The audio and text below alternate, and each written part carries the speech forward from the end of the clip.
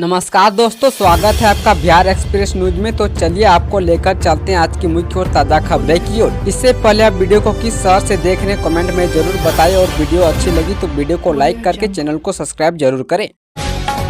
भागलपुर में जल्द बनकर तैयार होगा नया एयरपोर्ट। बिहार वासियों के लिए खुशखबरी है। बिहार के भागलपुर में नए एयरपोर्ट के लिए जमीन मिल गई है। जानकारी के अनुसार यह एयरपोर्ट भागलपुर के सुल्तानगंज में ही बनाया जा सकता है। पहले इस एयरपोर्ट को गुराडी में गौशाला की जमीन पर एयरपोर्ट बनाने का सुझाव था। हालांकि गौशाला में एयरपोर्ट बनाने के लिए जगह कम पड़ने की वजह से वहाँ नहीं बनाया जा रहा है। अब इस एयरपोर्ट को बनाने के लिए सुल्तानगंज में 2 जगहों को चिन्हित किया गया है। एयरपोर्ट बनाने के लिए सुल्तानगंज की 2 और एक गुराडी में गौशाला की जगहों को चयनित कर सुझाव मंत्रिमंडल सचिवालय को भेजे गए हैं। जानकारी के अनुसार जिला प्रशासन द्वारा नए एयरपोर्ट के निर्माण हेतु सुल्तानगंज देवघर रोड के पास कुल 855 एकड़ जमीन एयरपोर्ट के लिए चिन्हित की गई है।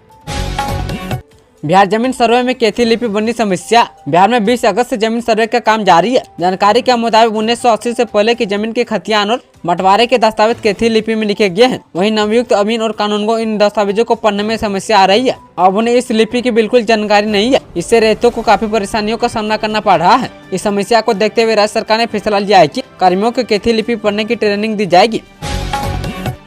बिहार के लाल को गूगल ने दिया 2 करोड़ का पैकेज। कहते हैं कि इंसान की किस्मत उसी के हाथ में होती है। वहीं प्रशासनिक सेवा के क्षेत्र में अपना परचम लहराने के बाद बिहार की वह निजी क्षेत्र की बड़ी बड़ी कंपनियों में भी अपनी प्रतिभा का लोहा मनवा रहे हैं। दिग्गज टेक कंपनी गूगल भी बिहार की युवाओं की मूर्त होती जा रही है। कुछ दिनों पहले कंपनी ने बिहार की बेटी को 60 लाख का पैकेज दिया था। वहीं अब इस दिग्गज कंपनी ने जमुई के रहने वाले अभिषेक कुमार को 2 करोड़ का पैकेज दिया है। अभिषेक अब गूगल के लंदन स्थित ऑफिस में अपनी सेवाएं देंगे। अभिषेक कुमार जमुई जिले के झज्जा प्रखंड क्षेत्र के जम्मू खरैया के रहने वाले हैं। वर्तमान में अभिषेक अपने पूरे परिवार के साथ झज्जा में रहते हैं। विराट कोहली को लेकर तेजस्वी यादव ने किया बड़ा खुलासा। तेजस्वी यादव का क्रिकेट प्रेम किसी से छिपा नहीं है। जब भी मौका मिलता है वो बल्ला लेकर मैदान में उतर जाते हैं। पिछले 9 वर्षों में तेजस्वी यादव लगभग 3 साल सरकार में रहे हैं। इस दौरान बिहार के युवाओं में आस जगी कि तेजस्वी यादव बिहार में खेल को बढ़ावा देंगे और इंफ्रास्ट्रक्चर को मजबूत कराएंगे। वहीं खस्ता हाल में पड़े स्टेडियम को सही करवाएंगे, लेकिन ऐसा नहीं हुआ। वहीं नेता प्रतिपक्ष तेजस्वी यादव राजनीति में आने से पहले एक क्रिकेटर थे।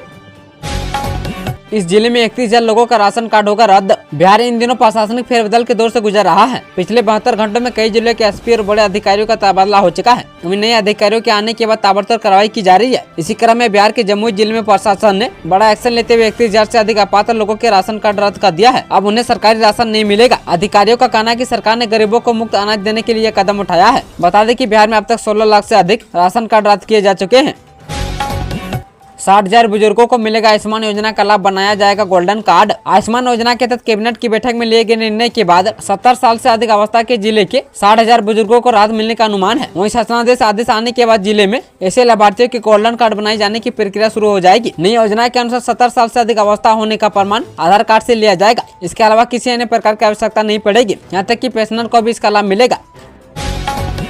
पीएम मोदी ने बिहार को दी वंदे भारत ट्रेनों की सौगात। बिहार को वंदे भारत एक्सप्रेस ट्रेन की सौगात मिल गई है। प्रधानमंत्री नरेंद्र मोदी ने झारखंड के रांची में टाटा नगर पटना वंदे भारत ट्रेन को डिजिटल माध्यम से हरी झंडी दिखाई। वहीं बिहार के मुख्यमंत्री नीतीश कुमार भी इस दौरान वीडियो कॉन्फ्रेंस के माध्यम से इस कार्यक्रम में जुड़े। वहीं पीएम मोदी ने रविवार को 6 नई वंदे भारत ट्रेन को हरी झंडी दिखाई है। इन रेलगाड़ियों के परिचालन से संपर्क सुविधा, सुरक्षित यात्रा और यात्रियों के लिए सुविधा बढ़ेंगी। वहीं रेल मंत्रालय ने यह जानकारी दी। रेल मंत्रालय की ओर से जारी बयान में बताया गया है कि नई वंदे भारत ट्रेन के संचालन से इसकी संख्या 54 से बढ़कर अब 60 हो जाएगी। पीएम मोदी ने टाटा नगर पटना गया, हावड़ा बनारसी देवघर और भागलपुर हावड़ा वंदे भारत सहित 6 वंदे भारत ट्रेनों को हरी झंडी दिखाई है। बिना संसाधन वाले ITI की समाप्त होगी मान्यता। राज्य के निजी औद्योगिक परीक्षण संस्थानों की जांच के लिए विशेष कमेटी गठित की गई है। इस महीने के अंतिम सप्ताह से श्रम संसाधन विभाग द्वारा जिलेवार निजी ITI की जांच की शुरुआत होगी। जांच में ये देखा जाएगा कि केंद्र सरकार के मापदंडों के आधार पर ITI कितने संचालित हो रहे हैं। बिना संसाधन वाले ITI की मान्यता रद्द करने की अनुशंसा की जाएगी।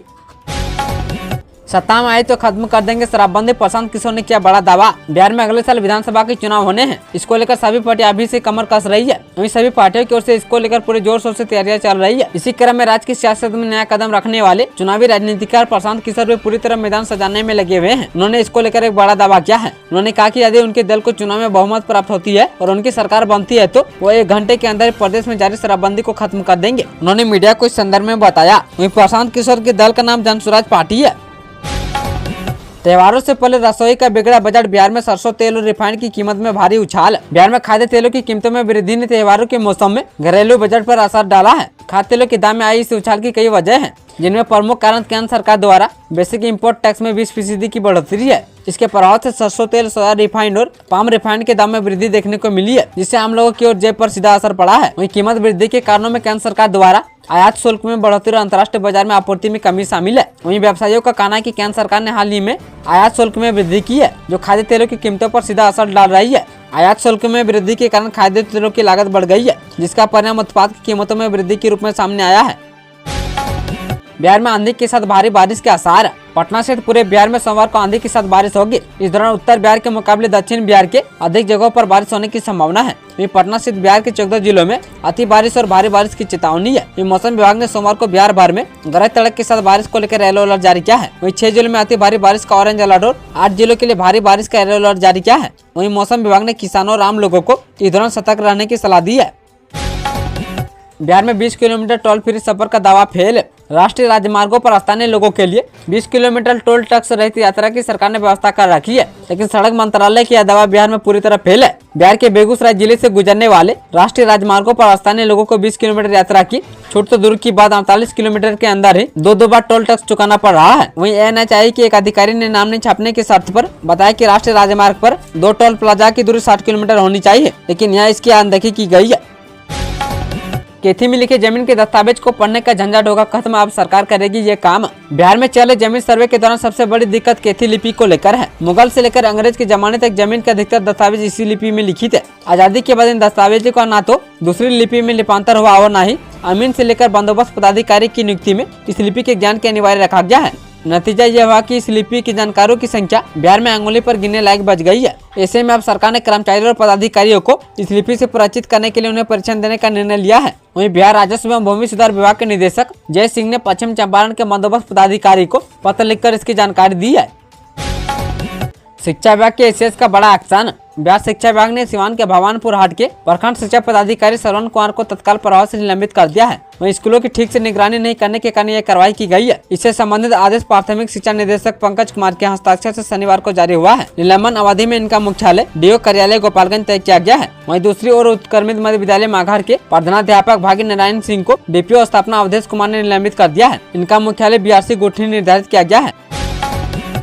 बिहार के 8 जिलों की 305 गांवों से गुजरेगा गोरखपुर सिल्लीगुड़ी एक्सप्रेसवे। उत्तर प्रदेश के गोरखपुर से पश्चिम बंगाल की सिल्लीगुड़ी तक प्रस्तावित एक्सप्रेसवे का अधिकतर हिस्सा बिहार में रहेगा। वहीं बिहार में 8 जिलों की 305 गांव इस एक्सप्रेसवे के रास्ते में आएंगे। एक्सप्रेसवे का DPR बनकर तैयार हो गया है। वहीं अगले महीने में जमीन अधिग्रहण का काम भी शुरू हो जाएगा। DPR के अनुसार बिहार में 2755 हेक्टेयर निजी और 168 हेक्टेयर सरकारी जमीन पर एक्सप्रेसवे बनाया जाएगा। इसके लिए कुल 2923 हेक्टेयर भूमि का अधिग्रहण होगा।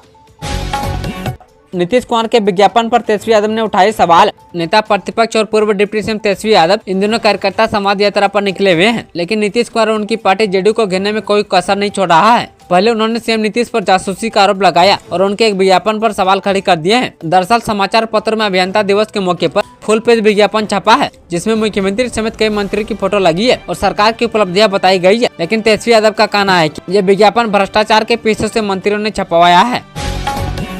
यात्रा पर निकलेंगे उपेंद्र कुशवाहा, जाने कहां से होगा शुरुआत। बिहार विधानसभा चुनाव को लेकर बिहार में राजनीतिक दलों की गतिविधियां तेज हो गई है। सत्ता पक्ष और विपक्ष में शामिल पार्टी अपना एजेंडा लेकर जनता के बीच जा रहे हैं। इसी मकसद से राजद नेता तेजस्वी यादव आभार यात्रा पर है। इस बीच राष्ट्रीय लोक मोर्चा के राष्ट्रीय अध्यक्ष सह राज्यसभा सांसद उपेंद्र कुशवाहा नई राजनीतिक यात्रा पर निकलने वाले हैं। कुशवाहा ने रविवार को पार्टी के पटना स्थित प्रदेश कार्यालय में इसका ऐलान किया, जिसमें यात्रा शुरू करने की तिथि और स्थान की घोषणा की है। उपेंद्र कुशवाहा ने अपनी यात्रा के मकसद का भी खुलासा कर दिया। रालोमे के राष्ट्रीय अध्यक्ष उपेंद्र कुशवाहा ने बताया कि 25 सितंबर से बिहार यात्रा पर निकलेंगे। वहीं रविवार को पार्टी कार्यालय में आयोजित प्रेस कॉन्फ्रेंस में उपेंद्र कुशवाहा ने इसकी घोषणा की। उनकी पहले चरण में 29 सितंबर तक बिहार के विभिन्न जिलों में यात्रा करेंगे। इसके आगे के कार्यक्रम की घोषणा 29 सितंबर के बाद की जाएगी। उन्होंने बताया कि यात्रा की शुरुआत जहानाबाद के कोरथा से होगी।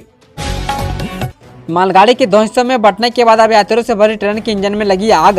बिहार में बड़ा हादसा टल गया है। अभी एक दिन पहले गया में एक मालगाड़ी 2 हिस्सों में बढ़ गई थी। अब किशनगंज जिले में एक ट्रेन के इंजन में अचानक आग लग गई। आग लगने के बाद ट्रेन में सवार यात्रियों के बीच अफरा तफरी की स्थिति बन गई। बताया जा रहा है कि किशनगंज रेलवे स्टेशन से सटे तेघरिया रेलवे गुमटी के पास रविवार को करीब 12:30 बजे Radhikapur Siliguri DMU passenger train के इंजन में अचानक आग लग गई। यह आग इंजन के आगे के हिस्से में लगी है। आग लगने के कारणों का पता नहीं चल पाया है। फिलहाल जांच में पुलिस जुटी हुई है। कब से शुरू हो रहा सोनपुर मेला, इस बार स्टॉक शो, बाइक राइडिंग समेत कई चीजें होंगी खास। बिहार की राजधानी पटना से करीब 25 किलोमीटर दूर सारण जिले के सोनपुर के हरियर क्षेत्र में प्रतिवर्ष लगने वाला विश्व विख्यात सोनपुर मेला का आयोजन 13 नवंबर से शुरू होगा। प्रतिवर्ष कार्तिक पूर्णिमा के मौके पर लगने वाला सोनपुर पशु मेला एशिया का सबसे बड़ा पशु मेला है। यह मेला भले ही पशु मेला के नाम से विख्यात है, लेकिन इस मेले की सबसे बड़ी खासियत यह है कि यहाँ सुई से लेकर अन्य सामान की खरीदारी की जा सकती है। इस वर्ष यह मेला 13 नवंबर से शुरू होगा और 14 दिसंबर को खत्म होगा। स्थानीय स्तर पर इस मेले को छतर मेला भी कहा जाता है। विश्व प्रसिद्ध सोनपुर मेला में इस बार बाइक राइडिंग, प्रसिद्ध हस्तियों का टॉक शो और स्टार कलाकारों की शानदार प्रस्तुति होगी। इस साल फुटबॉल और क्रिकेट के साथ साथ नए एडवेंचर स्पोर्ट्स भी मेले का हिस्सा होंगे।